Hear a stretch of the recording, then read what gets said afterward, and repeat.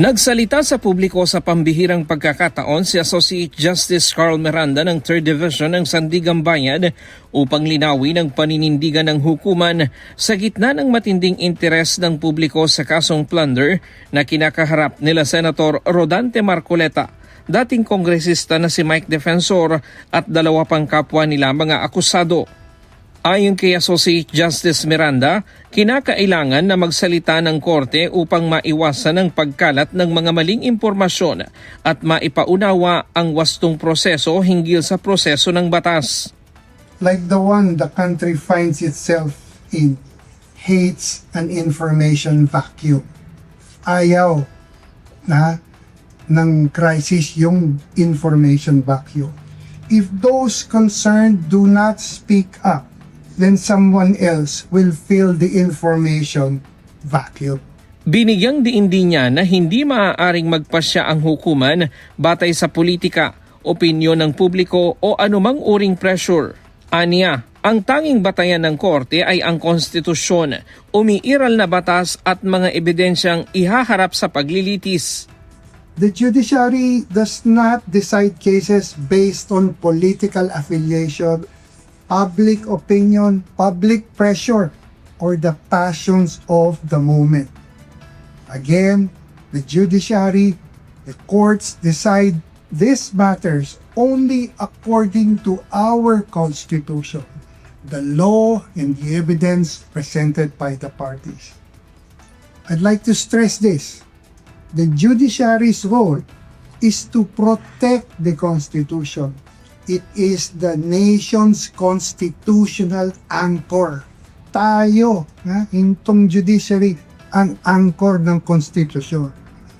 Ayon kay Associate Justice Miranda, batid nila at nauunawaan ng korte ang mga panawagan ng publiko na papanagutin ang sinumang opisyal ng pamahalaan na mapapatunayang nagkasala sa batas. Tiniyak nito na handa ang Sandigan Bayan na dinggin ang anumang kasong ihahain laban sa sinumang opisyal ng pamahalaan. We see you. We hear you. We understand you. We understand yung sinisigaw nyo na dapat ang lahat ng may mga sala ay panagutin. Okay, and this is my pledge to you. No? And this is my guarantee. The court is just waiting. The court is ready. The court is ready and waiting for whatever case the ombudsman will file kahit kanino pa. Okay? The court will do its duty and render justice by acquitting the innocent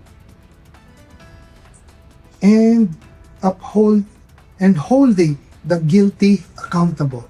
That is our duty. Nanawagan din ang mahistrado sa publiko na magtiwala sa hudikatura at hayaang dumaan sa legal na proseso ang paglutas sa mga usapin. Ayon pa sa kanya, layunin ng korte na mapanatili ang kaayusan at matiyak na ang bawat kaso ay maresolba ng patas at naaayon sa batas. I urge the public to trust the judiciary to do its duty. Trust the Sandigan Bayan, ang sandigan ng ating bayan. Most importantly, trust the Supreme Court, which is the final arbiter of all legal disputes. To the public, trust your Supreme Court.